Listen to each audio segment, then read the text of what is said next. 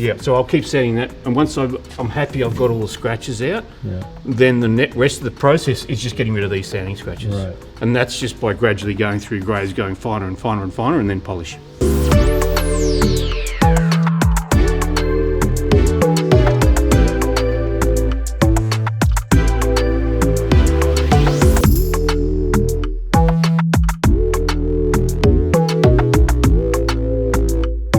Once you've got the actual damage out, then it's just sand scratch removal. Making it look good again. Yeah. So that's probably one more sanding step away from being ready to polish.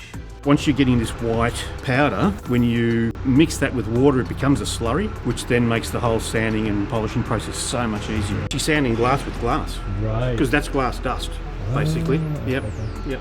So you're using something as hard as the substrate to sand it.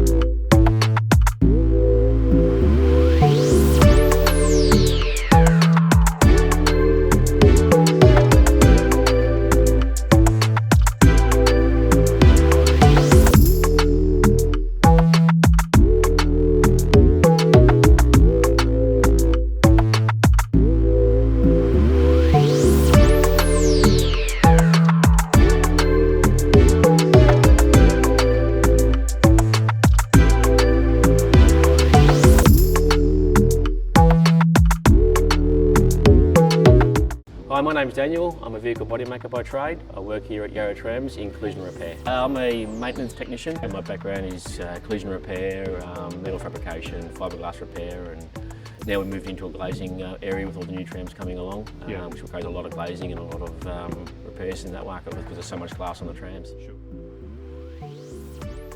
Yeah, it's been really good. It's something I was a little bit sceptical of earlier, not too sure how it was going to work or whether it was just going to be a bit of a gimmick. But once we got involved in it and got used to how the processes worked, it worked out really, really well. And some of the things I thought, no, that's never going to work, it actually came out good. It was really, really good. We don't have to replace them as much, so what we don't have to do now is we just have to, we sand the glass out, and then it's a quicker turnaround. We don't have to worry about ordering glass and things like that. You can just polish it out and off it goes. So a bit less downtime for the fleet, get the trams back in moving for the public.